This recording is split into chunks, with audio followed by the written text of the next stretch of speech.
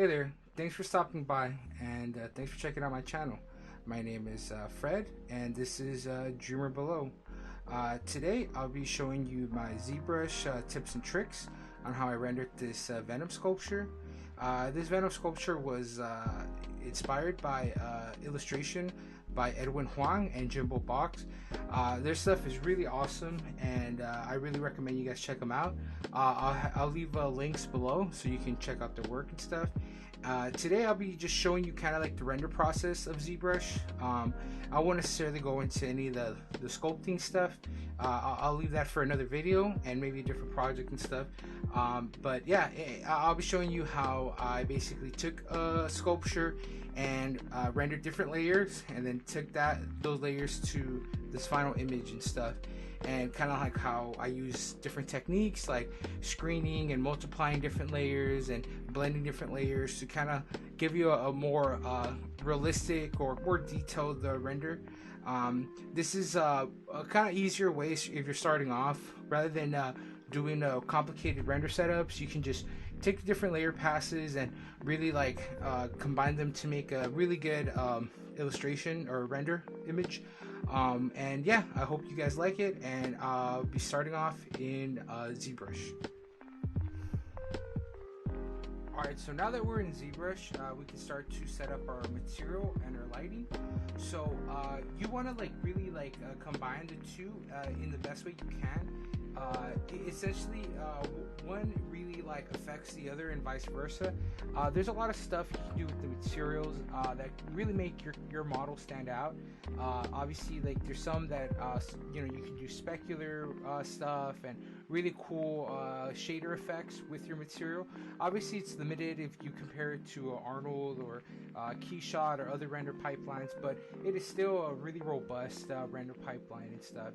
And I really enjoy doing this render process. So first things first, let me show you kind of how I set up my base material. So I like to actually not include specularity inside my material when I first start off. So I use the basic material. Now if you're new to Zbrush, you might get lost with all this stuff. This is kind of like someone that's already kind of like got more sculpting chops down. I'll be showing you kind of more sculpture stuff down the line. This is kind of like an introduction to just I guess my work in a way. I know that if you're new to ZBrush, it is a little intimidating with all the different materials and stuff. There is a lot of stuff to cover, but I'm just gonna cover what I specifically used for the Venom sculpture. So essentially, I knew that I really wanted like a nice like graphical illustration. I kind of took the styles that you've seen Venom in before in the comic books, with like really nice high contrast and really nice like kind of painterly look that I've seen, especially the illustration that I referenced was really great to really kind of get a feel of how I wanted the composition and the lighting to look and stuff. I kind of went a little bit overboard with some of the more I kind of pushed the specularity a lot because I did want it to give it like that realistic look. I kind of wanted the Venom to look a little bit kind of like the real life action movie Venom, but a little more. I kind of feel that design in particular kind of does it's meant to be more realistic, but I do like the comic book look of Venom. I didn't really want to like stray away from that, so I kind of did push the forms a little bit more, and obviously reference the illustration by JumboBox and Iron Pinky and stuff, making sure like I kind of kept true to the forms and the anatomy and stuff. But like I said, that's more into like the design of it and stuff. So yeah, so let's go kind of more into the material stuff. So you can modify your material any way you can. So for the most part, obviously basic material is kind of like the cool thing about it is that it has it's like a flat color, so it's like a really like simple gray matte, but you can really like change a lot of the stuff that you can do with it. So for instance, what I like to do, I like to just bring the ambient like up a little bit. Like for instance, like when you start, oh excuse me, so you want to increase the diffuse So the diffuse is like the actual color, like your albedo in a way, and your ambient is kind of like the bounce light and stuff. So you can kind of really experiment with the different settings and stuff. I think mine was like 94, right? And then the ambient was 13. So I like to use like this, like kind of like basic material where it's not too gray and not too white. It's like a nice half and half, you know, where it's like a little bit more of like a kind of like base color and stuff. And then what I like to use, I like to do a bunch of render passes. So I like to use shiny matte and stuff. Like you could always go ahead and, like, for instance, like if I were to grab my basic material again, I could actually increase the specularity and stuff. But I actually do like but I actually like to use the composition to kind of like dictate the specularity levels, and then kind of like cut it with the flat colors. So for instance, like in the tongue, I like to use a little bit more specularity than other areas and stuff, and that's how I like to like kind of like limit the specularity in my base material. Just for compositing, like when I'm sculpting, I like to just play around with the different materials, you know, to preview my model. You know, here you get shinier material, so this is more of like a kind of like a wet surface kind of look. And yeah, like I said, like that's the idea with the materials. You can really like shapes and stuff, and really get like different looks and stuff. So yeah, like yeah, that's just kind of give you an idea of how you can kind of mess around with the materials and stuff. So you go to your material tab and you go to your modifiers, and you could mess around with the different you know, different settings and stuff. Make it less specular, make it more. You can really go crazy with it and stuff. And then you can mess around with the transparency, and you know that like it's really like the sky's the limit in ZBrush, you know. And so like I said, this is not going to be like a full-blown tutorial on materials. Like it's something that like I really recommend you mess around with, and you know, play around with it. Like obviously, like don't just you know, use my techniques. Like there's a bunch of different techniques out there. Like a great technique I've seen is Raphael Grassetti's compositing techniques. I'll be linking it below as well, or like in the comments and stuff if you guys.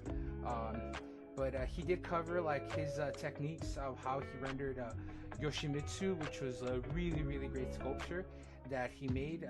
And he kind of does a more illustration kind of pipeline rather than like a 3D sculpture. Like it's more of like a combination of both, you know, where he does a little bit of sculpting and a lot of painting, and he kind of merges the two.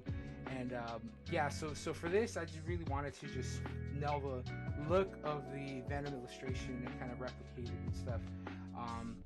So here, so like I said, like you can really play around with the materials and stuff, and you know, like there's a lot of these random like materials that you think won't be really useful. You can actually do a ton of cool stuff with them in Photoshop.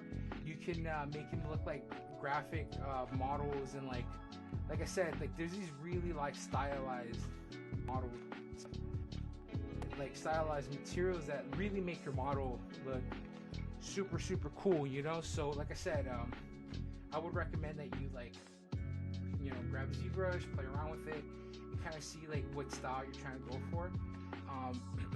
Obviously, like there's no right or wrong way of doing it. It's like one of those things, like everyone's gonna have their own say on how and why you did what you did. Of course, personally, I like more of like a realistic look. I didn't really go for a stylized or graphic look. I kind of went for a more realistic look, but it's still like stylized to an extent, you know. I think you always kind of want to push realism, but you also want to spew it to make it look more appealing, you know. I think that's like one of the things too about a good illustration or a render is that appeal, that design, you know, that always comes first than just making it like a mathematically correct image, you know. You could always, you know, like I said, rendering is a huge topic, and There's so many different different things you can apply this to and stuff, and yeah, like you can do a ton of different stuff. There's really no right or wrong way of doing it.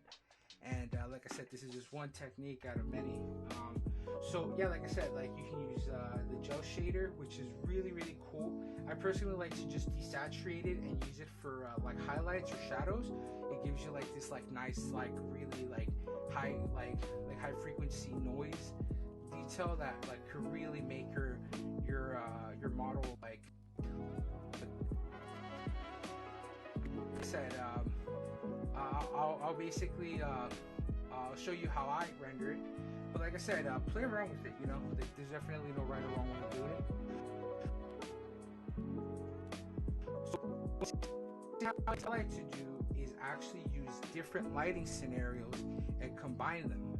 You know, so you can use like a 3-point lighting system or a 4-point lighting system, and you don't really have to commit to one particular lighting scenario. You know, once you have the render passes finished, you can always like reuse them in any way you want and not have to commit to one specific lighting scenario. So I open up the render tab here. So the render tab is where it says render. You click on it, you grab the little cursor, and then you put it to the right. So like I said, like this is something that like you have to know ZBrush. Like there's a ton of stuff that I'm kind of like glossing over, but yeah, like I recommend that if you're already at this point, I'm pretty sure you've used this before. Covering kind of like how I like excuse me. So I'm pretty sure that if you've used the render passes before, like you're pretty familiar with how this works. Like you basically get different layers, you know, shadow, ambient occlusion, depth, you're shaded. So shaded is like the actual material itself. It does give you a little bit of shadow, but not true one-to-one shadow. Like it separates them in the render pass and stuff. So for now, so the only thing I'm doing differently than the stock render is of course using the rays. I think normally it comes like at 12. I increase them to like a little higher than 60. Like 76 is fine. It's not too much where it completely like makes the render like take forever, but it's enough to like really like increase the softness of the shadows and stuff. And I use angles to 120 to make the shadows a little softer and stuff. I know normally when you use the base render stuff in ZBrush, the shadows do come a little sharper, so that might help you with the softness and stuff, with the shadow softness and stuff. And yeah, so once you have that set up, you go to your render properties, and then here, this is where you kind of like click the different passes you want to take. So for instance, like if you're using hair, you can use fibers or HD geometry. There's a ton of different stuff here. I'm just gonna do a little basic, just the ambient occlusion and the top surface scattering. So just a basic understanding of what ambient occlusion is.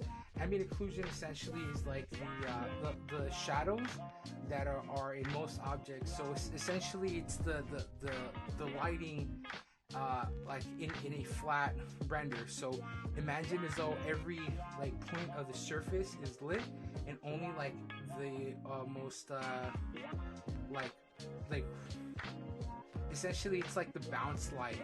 It's like a fake essentially it just darkens the areas that light normally wouldn't be hit by a light.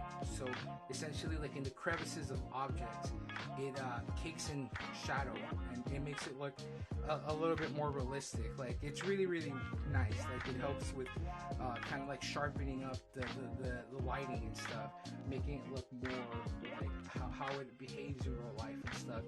And subsurface scattering essentially is the scatter inside the skin. So essentially, like in 3D, you have your geometry, and then obviously like the surface scattering is like the light, how it penetrates into the actual mesh and stuff. So it's in a way it's like a fake translucency, right? So obviously here it's more of like a 2D translucency, so it's a more screen-based translucency. It's not a true subsurface scattering, but like I said, it's like a fake subsurface scattering. So essentially what that means, it's like the light that refracts through skin, you know, so or through grass, or there's a lot of objects or a lot of materials that in real life that behave with this like subsurface scattering stuff. Like I said, it's really complicated.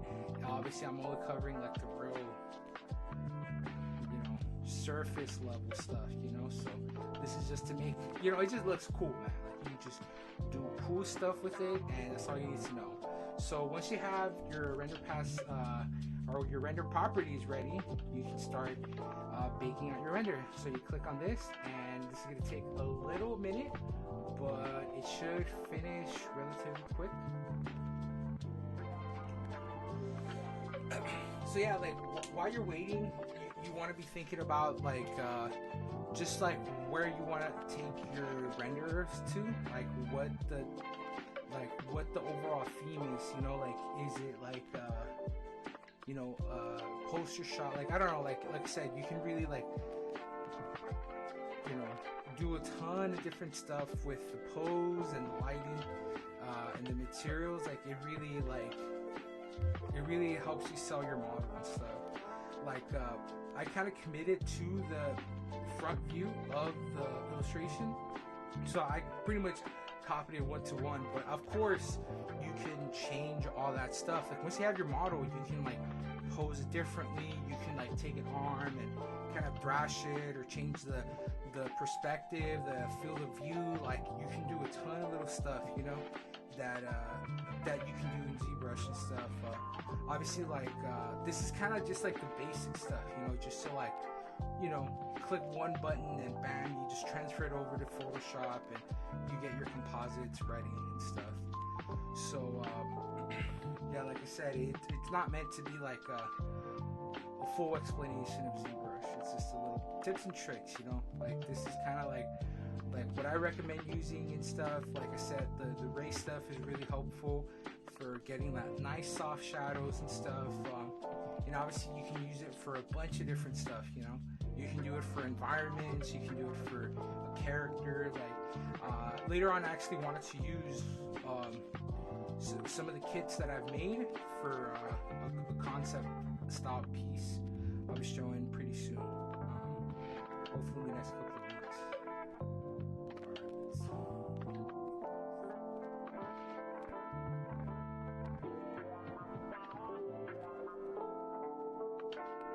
Once we have our renders, let's click on the render tab, and then we're going to start to save them out. So you can see I already rendered a bunch of these out, and then boom, we have you know, our render one. Okay, cool. Let's render the shaded, the depth,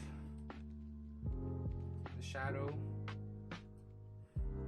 ambient occlusion, and the mask, and the subsurface scattering. So a little technique to speed our process up. Once you have one subsurface scattering, your ambient occlusion, subsurface scattering stuff, you don't really need to render it again. Once you have it once, you have it. So you just take that off, take off the subsurface scattering, the wax preview, take that off, and then let's just start just doing straight lighting passes. So let's do one. So we got a front one. Let's do one like on the left side. Boom, like that. Let's render it out. Boom.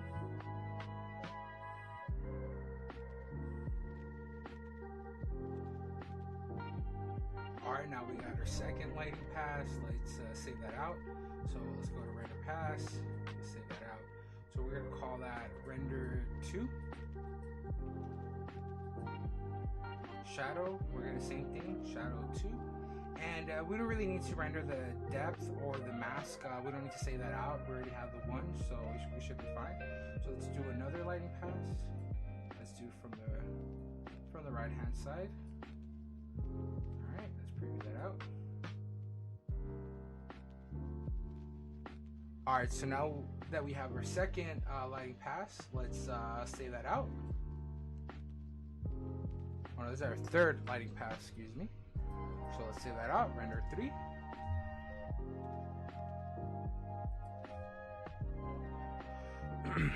So now that we have our third render pass, let's save that out. Render 3.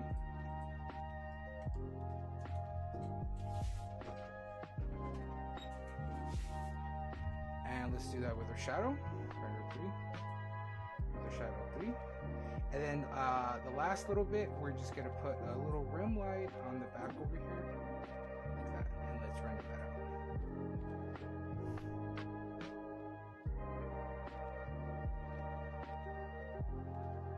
All right, so now we're gonna save out our final render pass. So let's call this render 4,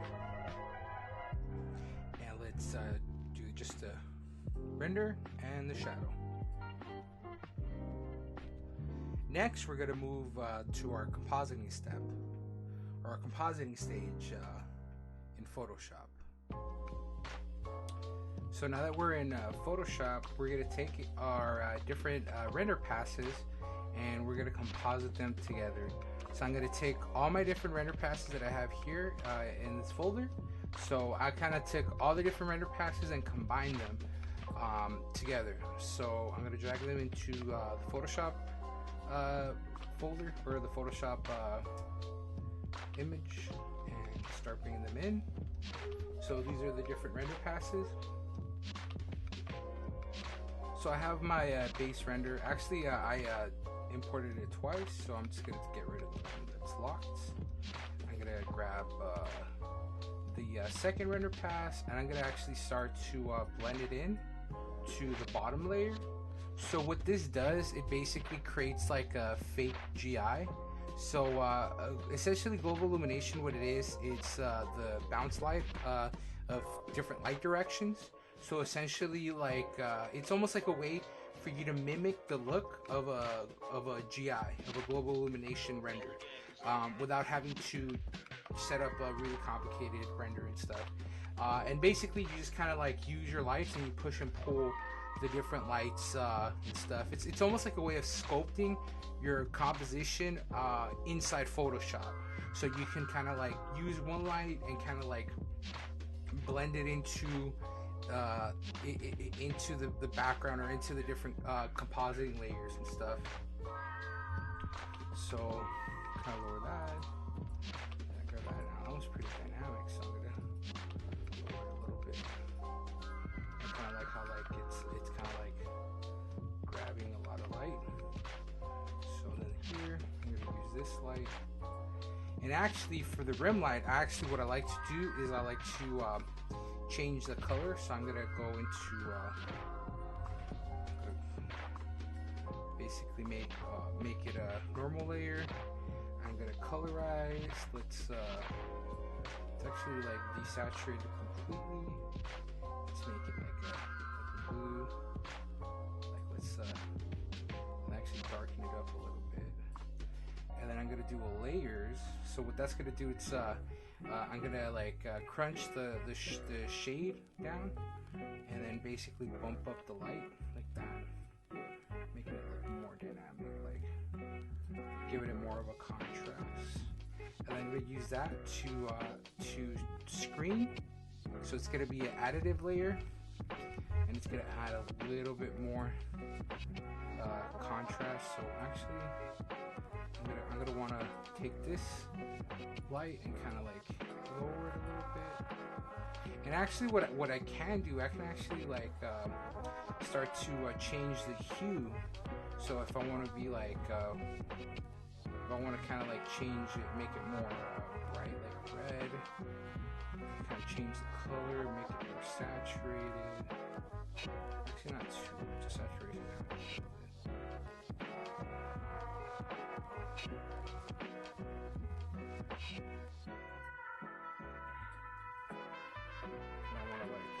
Decrease it by a lot. Barely. It's just like a little like splash of color, you know? And then I want to add my ambient occlusion. I'm gonna bring that to the bottom, multiply. So you see it kind of adds like a little bit more depth. It kind of adds more contrast in those like different layers and stuff. And then I'm gonna use that like straight flat color base, and I'm gonna use that as a multiply. And let me see how it looks. That's awesome. So actually what I'm gonna do, I'm gonna actually add a little bit of redness to it, just to add like a little bit of warmth to the image, just slightly.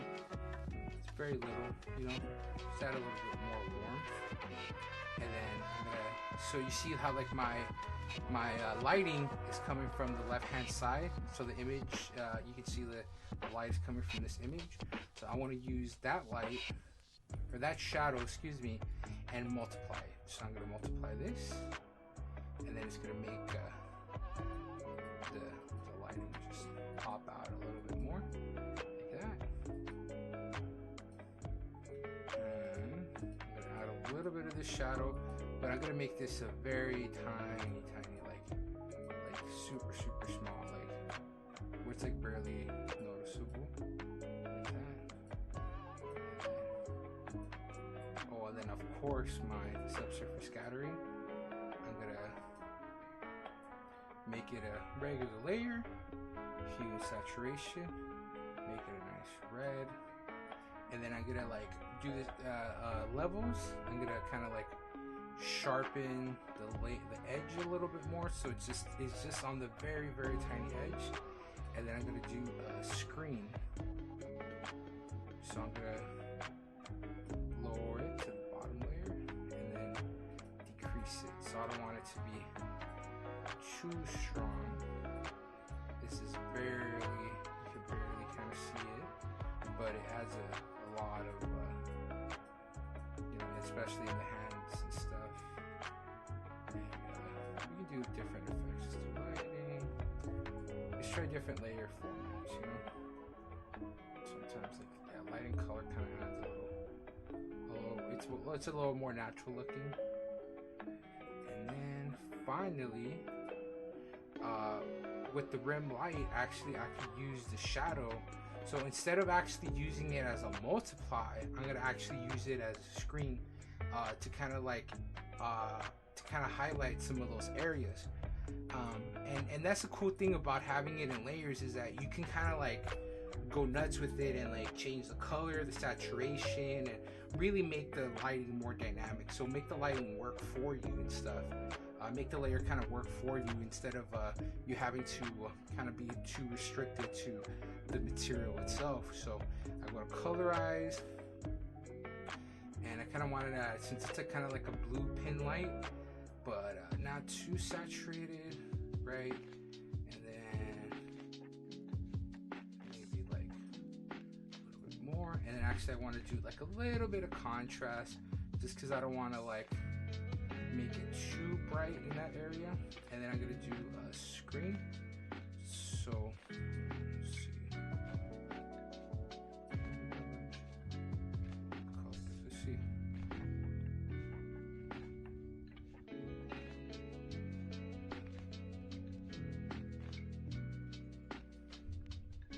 See, I think screen works the most, but I need to increase the saturation.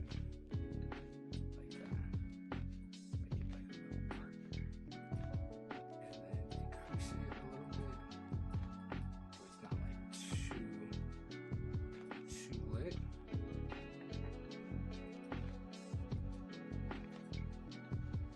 And then with the depth, I'm gonna add screen. Let's see, lighting. Let's a soft light. That looks rad. And then let's decrease it, and then let's do a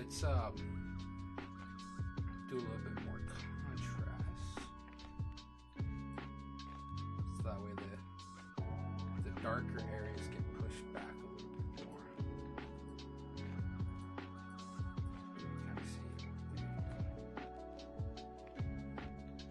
And actually, I didn't render it, but I'm gonna add a little bit more specularity. So what I'm gonna do, I'm gonna go back to Zbrush, and I'm gonna grab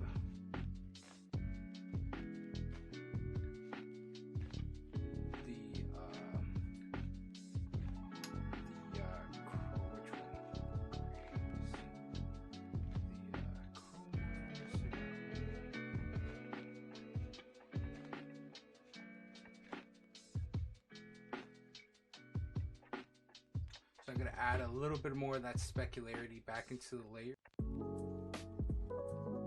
Alright, so let's grab the fast render. Let me see the fast. Where's the fast render?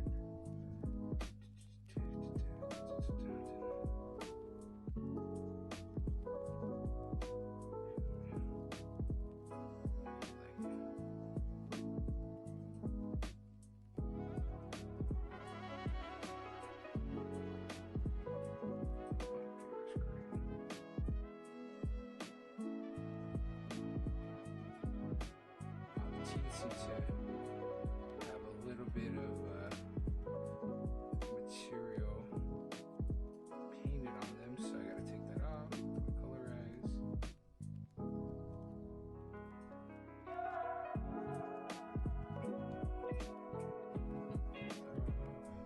And let me grab leather teeth.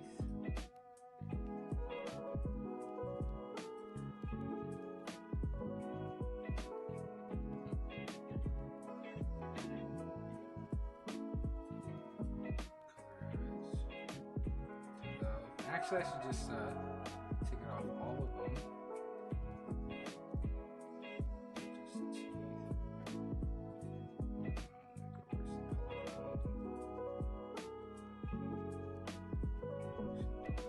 I want to grab that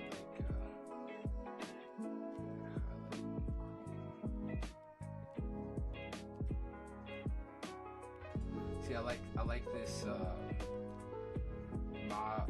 shiny. It gives it like a nice like variety of colors, so you can kind of change it with the hue, and it really makes the model like specularity really pop out.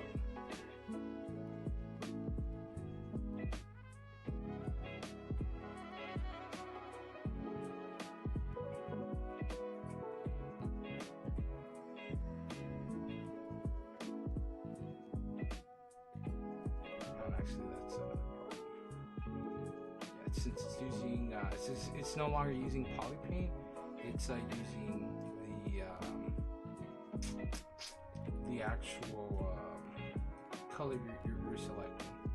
So let's go back to poly paint, take that off.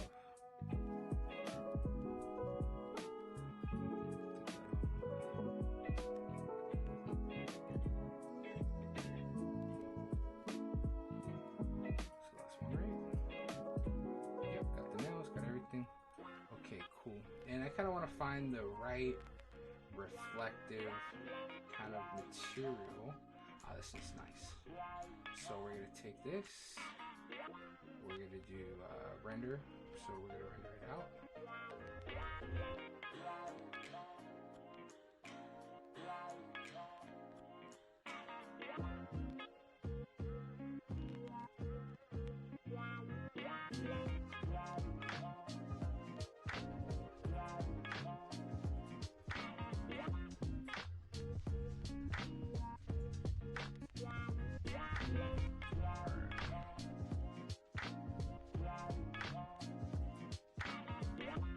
Bring this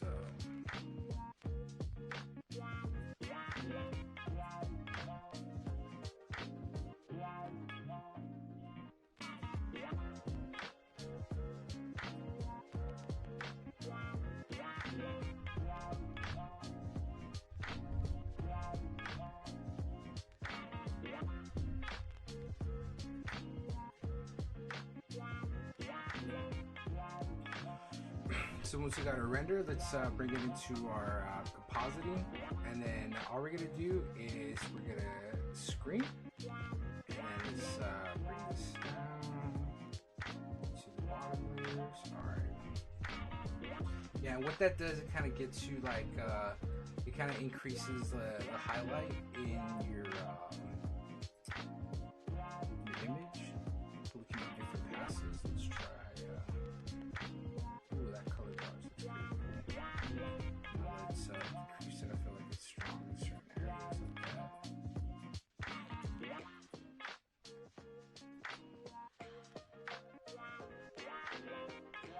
And then what I'm going to do, I'm going to overlay in that layer on in the so I'm going to paint a little bit of specularity on the tongue area. So let's go here. Oh, that's too strong. Let's decrease it.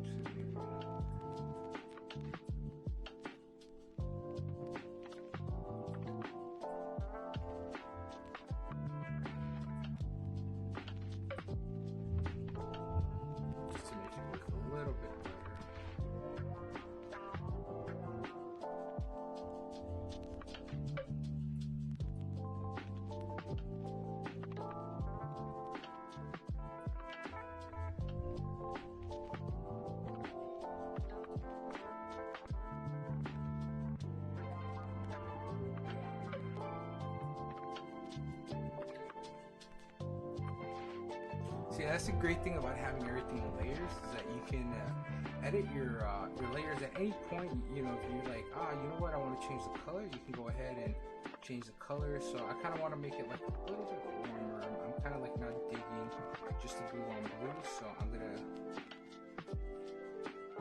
kind of go a little bit warm on cold.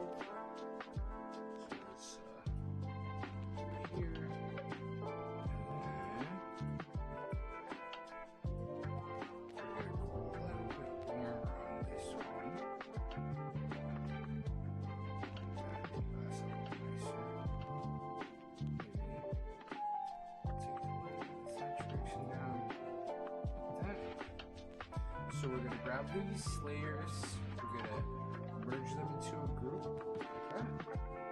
And then now we're going to use mask, and we're going to use the PBR mask as our template. So we're going to go into select, color range, click on the white, you know, make sure you have a good fuzzy range, make sure it's a nice soft mask, and then to your mask layer, to your mask channel, and then we're going to Control Shift I to invert the mask, and then we're going to fill it up with black, like that. And it's going to basically erase the background in our composite layers. And now with this, you can kind of like mess around with the background and do all kinds of cool stuff on top of just the standard render, like Zbrush render and stuff. So for the render that the final render that I used, I actually just used a simple color. So I added a layer. I used a nice purple hue, like that. And then what I did a filter. So I filled it with white. And then I did a filter, render, clouds, and it kind of gives you like this nice, kind of like noisy, grainy background. So you can kind of use that, multiply it, and then like to decrease it like that. And then again, with a simple white layer, I like to multiply, and then use my effects channel and go to inner glow to give it kind of like a aged burn look. So the aged burn look,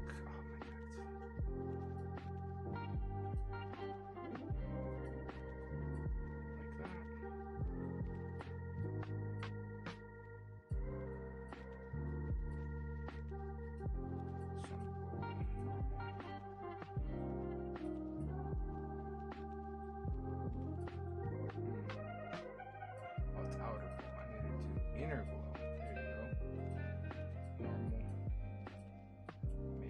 black.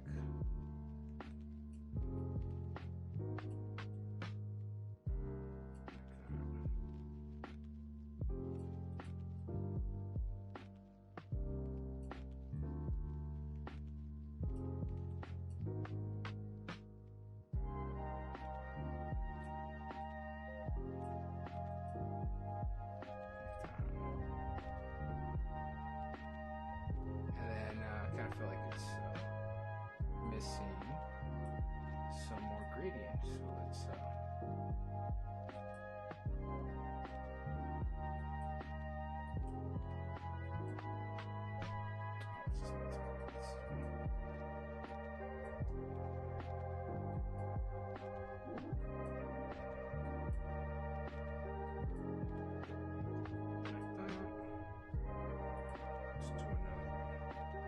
yeah, that effects layer did not help. So let's just Control J, bring it over here.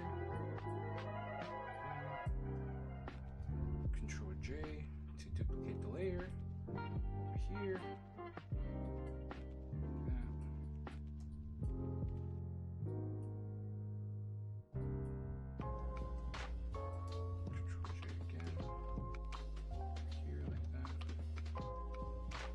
To kind of like focus the composition.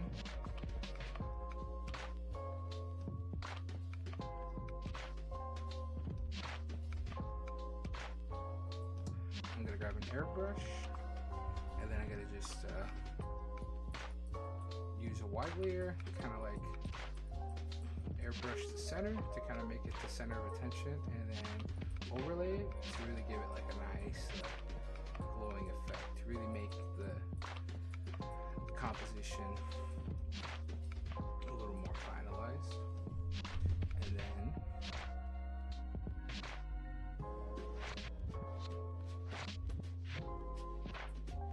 add another layer and kind of like darken out some of the other areas.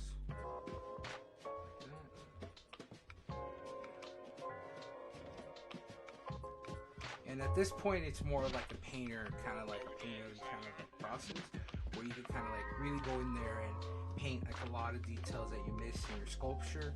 And you know, that's basically my technique for rendering and stuff, and that's exactly what I used for the final render.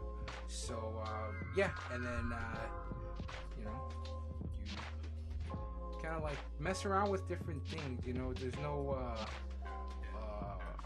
like I said, there's no one end-all be-all solution. It's all just a matter of taste and preference, and you know, basically like where you're trying to take your model and stuff. And yeah,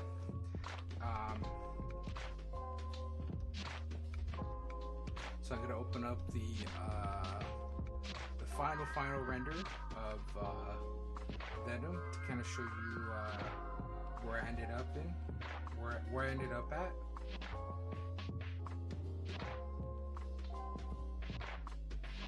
This is basically where we ended up at. So like I said, I use all those different techniques that we covered, and you know, use different passes in Zbrush to you know, composite and to blend between the different layers. And I used different layers to kind of bring out different elements of the sculpture. And yeah, I hope this is helpful, and this is the technique I used. The only thing I did differently was I hand painted a little bit of the slime, which is just airbrush, white airbrush. You know, it's not super well done, but it was just at least to get a little bit of the feeling in there and stuff. And yeah, I hope you like it. And you know, if you guys would be so kind, you could subscribe or like the video and stuff. I'll try to upload more of these videos regularly, so thank you for being part of this and listening to me rant about the different render options in Zbrush. I hope I wasn't too annoying, but yeah, I hope this was helpful as well. Like I know when I first started doing Zbrush, I had some hard time with you know, what I can do with the render pipeline and stuff. I know that it's really open-ended. Like I think with what you can do with ZBrush, with the filter system and the different like material pipeline stuff. I know it can be a little bit intimidating, but I hope this kind of clarifies at least a little bit of like my process. I know that there's a lot of different ZBrush artists out there that have a tremendous amount of experience with rendering and stuff. So I hope this just adds to your arsenal for you to tackle your next ZBrush model or illustration and stuff. So yeah, thank you guys for tuning in, and hope to see you in the next one. Thank you.